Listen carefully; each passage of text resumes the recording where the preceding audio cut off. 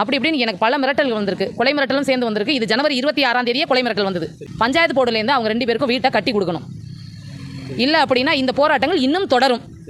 இதனால் நிறைய விளைவுகளை பஞ்சாயத்து போர்டு மட்டும் கிடையாது, வட்டார வளர்ச்சி அலுவலகத்தில் வேலை பார்க்குற அத்தனை பேரும் சந்திக்கக்கூடும் என்பதை தெரிவித்துக் கொள்கிறேன்.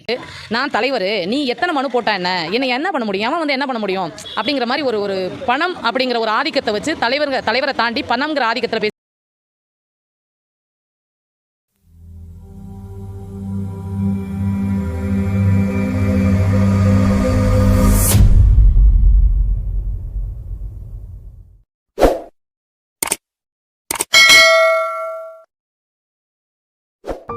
பேரன்பு கொண்ட தோழர்களுக்கு வணக்கம். இது கிழக்கு ஊடகம்.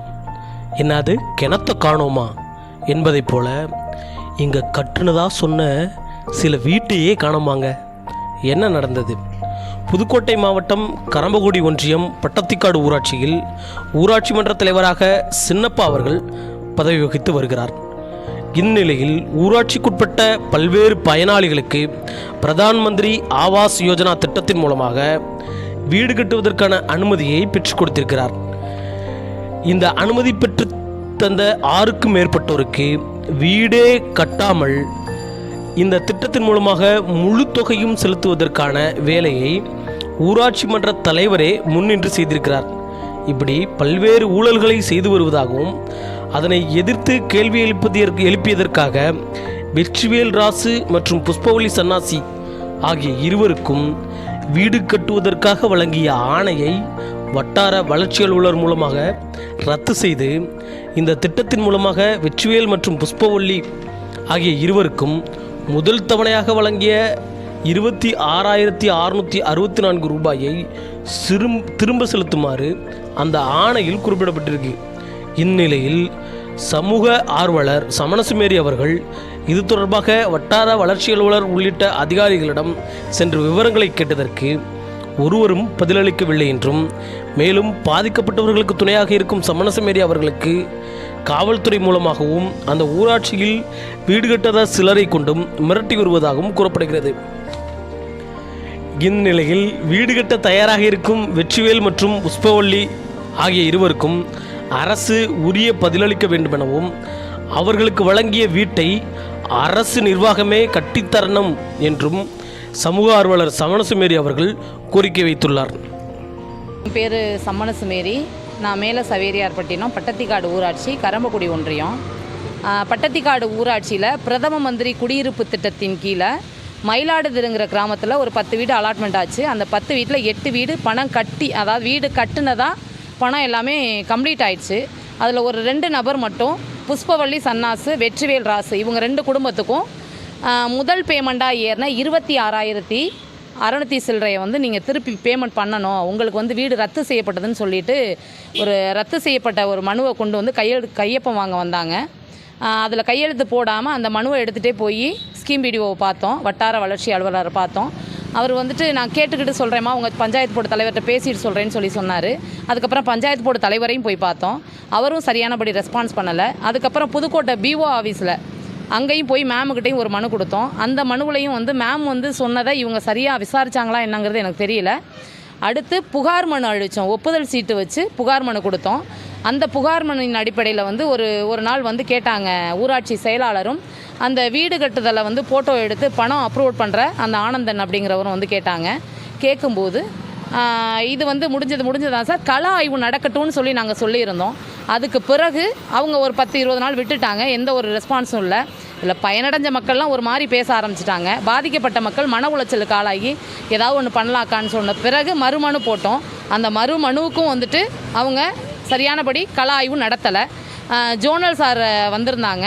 ஜோனல் சார்கிட்ட சொன்னால் 2014 கட்டின வீட்டை நீங்கள் இப்போ வந்து ஃபோட்டோ எடுக்கிறீங்க சார், இது 2014 கட்டின வீடு, அவங்களுக்கு வீடே கட்டலை, வீடு கட்டுறதுக்கான இடம் வசதியும் கிடையாது, இருக்கிற அந்த குடிசை வீடு மட்டும்தான், தவறாக கலாய்வு பண்ணுறீங்க, இதுக்கு மேலேயும் வந்து பிரச்சனைகள் அதிகரிக்கும் சார்னு சொன்னதோடு அவங்க போயிட்டாங்க. மறுநாள் தலைவர் வந்துட்டு பெயிண்டரை கூட்டிகிட்டு வந்து அந்த வீட்டில் பயனாளிகளுடைய பேரை எழுதிட்டு போகிறாரு. மயிலாடுதுறை கிராமத்தில் அந்த பயனாளி வந்து பேர் சொல்ல நான் விரும்பலை, ஏன்னா வந்து ஊருக்குள்ளே பிரச்சனையாகும். வார்டு மெம்பர் முதற்கொண்டு இந்த தப்பை பண்ணியிருக்காங்க. அதாவது எல்லாரும் ஒரே கேட்டகரியில் உள்ள மக்கள். இந்த 8 வீட்டுக்கு இதை பண்ணினாங்க. ஆனால் அவங்க வந்து எங்களுக்கு அப்படியெல்லாம் பண்ணுங்கலாம் சொல்லலை. எங்களுக்கு வீட்டை கட்டி கொடுங்க, இல்லை நாங்கள் கட்டிக்கிறோன்னு கேட்டாங்க. இப்போ முடியாதுன்றாங்க. நாங்கள் எவ்வளவோ போராட்டத்துக்கு அப்புறம் 26ஆம் தேதி ஜனவரி 26 கிராம சபை கூட்டத்தன்னைக்கு கூட நாங்கள் தலைவர்கிட்ட கேட்கலான்னு தான் போயிருந்தோம். ஆனால் அன்றைக்கி அவர் எங்களை ஒருமையில் நீ வா போ, நான் சொத்தை விற்று கட்டி கொடுக்கணுமா, நீ யார் கேள்வி கேட்க, நீ என்ன வக்கீலா வக்காலத்து வாங்குறியான்னு ரொம்ப பேசிட்டு எங்கள் 4 பேர் மேலேயும் பொய்யான ஒரு புகார் கொடுத்துருக்காரு கரம்பக்குடி காவல் நிலையத்தில். அவர் பேசுனதுக்கான ஒரு சில ப்ரூஃப் நாங்கள் வச்சுருக்கோம். ஆனால் நாங்கள் பேசுனதாக சொன்னதுக்கான எந்த ஒரு சின்ன தடையும் அவர்கிட்ட கிடையாது. நான் தலைவர், நீ எத்தனை மனு போட்டா என்னை என்ன பண்ண முடியும், அவன் வந்து என்ன பண்ண முடியும் அப்படிங்கிற மாதிரி ஒரு பணம் அப்படிங்கிற ஒரு ஆதிக்கத்தை வச்சு தலைவரை தாண்டி பணம்ங்கிற ஆதிக்கத்தில் பேசிகிட்டு இருக்காரு. இந்த பாதிக்கப்பட்ட மக்களுக்கு இவ்வளோ போராட்டத்துக்கு பிறகும் பணத்துக்கு தான் எல்லாருமே துணை போயிட்டுருக்காங்கிறத மாற்றி கொடுக்கணும். அந்த மாறுதல் வரணும். அப்படின்னா பாதிக்கப்பட்ட மக்கள் 2 பேரையும் அரசு அதிகாரிகள் தேடி வந்து பஞ்சாயத்து போர்டுலேருந்தே அவங்க ₹1 கூட பணம் போடாத அளவுக்கு பஞ்சாயத்து போர்டுலேருந்து அவங்களுக்கு வீடு கட்டி கொடுக்கணும். சரி, பாதிக்கப்பட்டவங்க சொல்கிறீங்களே, அவங்களோட பேர், அவங்க என்ன வேலை செஞ்சுட்டு இருக்காங்க? எல்லாருமே அன்னாடு கூலி வேலை பார்த்து சாப்பிட்றவங்க. இதில் அந்த புஷ்பவழி சன்னாசிங்கிறவர் இறந்துட்டார். அந்த அம்மா விதவை. அவங்களுக்கு 2 ஆண் குழந்தை, ஒரு பொண்ணு. அந்த வெற்றிவேல் ராசு அந்த பையன் இப்போ தான் கல்யாணம் பண்ணியிருக்கான். சின்ன குழந்தைங்க. அந்த பையன் பேருக்கு தான் வீடு வந்திருக்கு. அவனும் அன்னாடம் வேலைக்கு போனால் தான், தினந்தோறும் வேலைக்கு போய் கூலியை வாங்கிட்டு வந்தால் தான் வீட்டில் உழ வைக்கலாம். ரேஷன் அரிசியை வாங்கி தான் சாப்பிட்றாங்க. யாரும் வசதி படைச்சவங்க கிடையாது. இந்த புகார்கள்லாம் கொடுத்ததுக்கு பிறகு உங்களுக்கு எதுவும் மிரட்டும் துறையில் நிறைய வந்திருக்குங்க சார். நிறைய வந்திருக்குன்னா எப்படி சொல்கிறது, தலைவர் மூலியமாக வந்திருக்கு. எங்கள் ஊருக்குள்ளேயே வந்துட்டு நீயே அதுக்கு சப்போர்ட்டுக்கு போகிற, ஏதாவது ஒன்று பண்ணிட்டாங்கன்னா என்ன பண்ண முடியும் அப்படிங்கிற மாதிரி வந்திருக்கு. அதிகாரிகள் நான் என்ன இப்படி பண்ணுறீங்க, நீங்கள் தான் பாதிக்கப்பட்டு நிற்க போகிறீங்க அப்படி இப்படின்னு எனக்கு பல மிரட்டல்கள் வந்திருக்கு. கொலை மிரட்டலும் சேர்ந்து வந்திருக்கு. இது ஜனவரி 26ஆம் தேதியே கொலை மிரட்டல் வந்தது. சரி, வட்டார வளர்ச்சி அலுவலரை பார்த்தீங்களா? அவங்க சைட்லேருந்து ஏதாவது உங்களுக்கு ஒத்துழைப்பு கொடுத்துருக்காங்க? வட்டார வளர்ச்சி அலுவலரை வந்து நவம்பர் மாதம் ஒரு 10 தேதிக்கு மேலே போய் பார்த்தோம். அப்போது சார் வந்து மீட்டிங்கில் இருந்தார். சார்கிட்ட அவங்க பணத்தை ரீபேமெண்ட் பண்ண சொன்னாங்க இல்லையா, அந்த பேப்பரை வந்துட்டு பிரிண்ட் அவுட் போட்டு எடுத்துகிட்டு போயிருந்தோம். இப்படி கொண்டு வந்தாங்களே சார் என்னன்னு கேட்டதுக்கு, இருங்கம்மா நான் கேட்டுக்கிட்டு சொல்கிறேன் அப்படின்னு என்னோடய மொபைல் நம்பரை வாங்கிக்கிட்டாங்க. சார் அதுக்கப்புறம் எங்களுக்கு எந்த விதமான தகவலும் கொடுக்கல. அதுக்கு பிறகு தான் நாங்கள் புதுக்கோட்டை போனோம். புதுக்கோட்டை பிஓ ஆஃபீஸ் போய் அங்கே போய் மேமுக்கிட்ட வந்து கம்ப்ளைண்ட் பண்ணோம். அங்கேயும் என்ன சொன்னாங்க அப்படின்னா, அங்கே வந்து மேம் வந்துட்டு இதை பாருங்கள் என்னன்னு ஒரு அதிகாரியை கூப்பிட்டு சொன்னாங்க. ஆனால் அங்கே உள்ள ஒரு சார் இல்லை இது கேன்சல் ஆனது தான் அப்படின்னாங்க. பஞ்சாயத்தில் என்ன பிரச்சனை நடக்குதுன்னு அவங்களுக்கு தெரியாது இல்லையா, பிடிஓ ஆஃபீஸில் கொடுக்குறத வச்சு தானே அவங்க பேசுவாங்க. நீங்கள் கலாய்வு நடத்துங்கன்னு தான் மனு மேலே மனு போட்டோம். அதுக்கு பிறகு எங்களுக்கு கொலை மிரட்டல் அசிங்கமான பேச்சுக்கள்லாம் தாங்க முடியாதனால மதுரை கோர்ட்டுக்கு வந்துட்டு நாங்கள் ஒரு பெட்டிஷன் கொடுத்துருக்கோம் நீதிபதி ஐயாவுக்கு. அதுவும் ஒப்புதல் சீட்டு வச்சு தான் அனுப்பியிருக்கோம். இப்போ அந்த ஒப்புதல் சீட்டு வச்சு அனுப்பின பிறகு தான் வந்து எங்களை காவல்துறையிலேருந்து எங்களை வந்து தகாத வார்த்தையில் பேசியிருக்காங்க அப்படிங்கிற மாதிரி பெட்டிஷன் கொடுத்து எங்களை விசாரிக்க கூப்பிட்டுருக்காங்க. இதெல்லாம் உங்களுக்கு தேவையில்லை அப்படின்னு மிரட்டினாங்கல்ல, அவங்க பேரில் நீங்கள் எதுவும் புகார் கொடுக்கலையா காவல்துறை?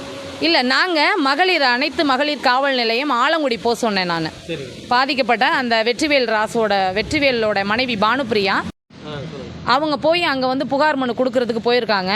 அப்போது இது என்ன புகார்னு கேட்டிருக்காங்க. தலைவர் வந்து எங்களை தகாத வார்த்தையில் பேசிட்டாரு, நாங்கள் அதெல்லாம் போகுது, நம்ம பஞ்சாயத்தை இதுக்கு மேலே அசிங்கப்படுத்த வேணான்னு விட்டுட்டோம், ஆனால் நாங்கள் பேசணும்னு சொல்லி புகார் கொடுத்துருக்காரு அப்படின்னு சொல்லிட்டு இவங்க கொண்டு போய் கொடுத்துருக்காங்க.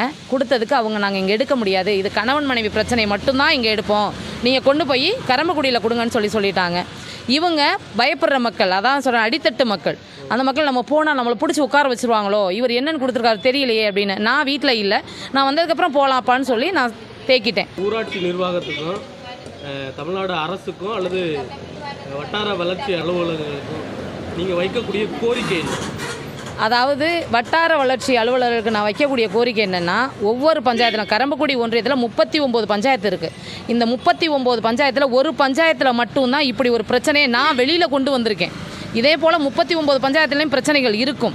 தயவு செய்து வட்டார வளர்ச்சி அலுவலகத்திலேருந்து நேரடி பார்வையிட்டு பாதிக்கப்பட்ட மக்கள், அதாவது பயனடைஞ்சவங்களும் அடித்தட்டு மக்களாக தான் இருப்பாங்க, இருந்தாலும் 10 பேரில் 5 பேர் பாதிக்கப்பட்டு 5 பேர் பயனடைஞ்சு அது அந்த ஊர் செழிப்பாக இருக்காது.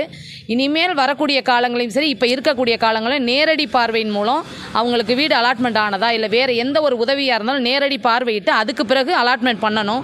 இப்போது இந்த போராட்டத்தில் அந்த வெற்றிவேல் ராசுக்கும் புஷ்பவள்ளி சன்னாசிக்கும் அதாவது என்னுடைய வேண்டுகோளாக நான் கேட்டுக்கிறது என்னென்னா, அடித்தட்டு மக்கள் அன்னாட வேலை செஞ்சு சாப்பிட்றவங்க. இப்போ இவங்க இந்த இதுக்காகவே பெட்ரோல் போட்டுக்கிட்டு அடுத்தவங்க விட்டு வண்டியை வாங்கிட்டு அலைஞ்சதே ஒரு தொகை வந்துடுச்சு. அவங்கள வந்து ஒத்த ரூபா கூட பணம் செலவு பண்ணாமல் வட்டார வளர்ச்சி அலுவலகம் பஞ்சாயத்துக்கு முறையிட்டு பஞ்சாயத்து போர்டுலேருந்து அவங்க 2 பேருக்கும் வீட்டை கட்டி கொடுக்கணும். இல்லை அப்படின்னா இந்த போராட்டங்கள் இன்னும் தொடரும். இதனால் நிறைய விளைவுகளை பஞ்சாயத்து போர்டு மட்டும் கிடையாது, வட்டார வளர்ச்சி அலுவலகத்தில் வேலை பார்க்குற அத்தனை பேரும் சந்திக்கக்கூடும் என்பதை தெரிவித்துக் கொள்கிறேன். நன்றி, வணக்கம்.